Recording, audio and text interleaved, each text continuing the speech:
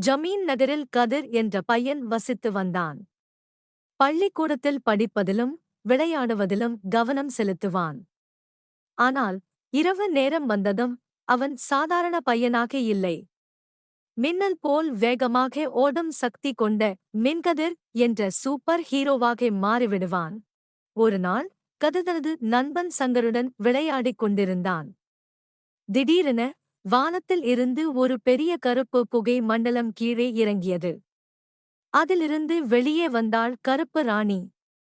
அவள் கையில் ஒரு மந்திர குச்சி இருந்தது. இந்த மந்திர குச்சி காட்டப்பட்ட இடங்களில் மகிழ்ச்சியே இருக்காது.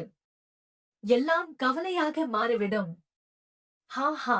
அவள் நகரின் பூங்கா, கடைகள் என எல்லா இடங்களிலும் அந்த மந்திர குச்சி காட்ட ஆரம்பித்தார்கள். அவள் காட்டப்பட்ட இடங்களில் மக்கள் சிரிக்க மறந்து கவலைப்பட ஆரம்பித்தார்கள்.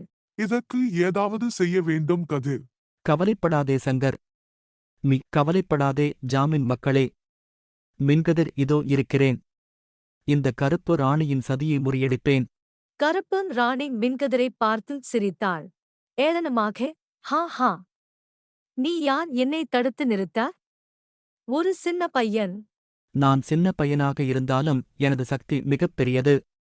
இந்த மந்திரக் குச்சி சக்தி நிறுத்தம் வரை உன்னை விடமாட்டேன். உதவியாளர்கள் பூனை படை மின்கதிரைச் சுற்றி வளைத்தன. பூனை படை, மின்கதிர் தகுங்கள். எங்க ராணியை தொந்தரவு செய்யாதே. மின்கதிர் அவர்களைப் பார்த்து சிரித்தான்.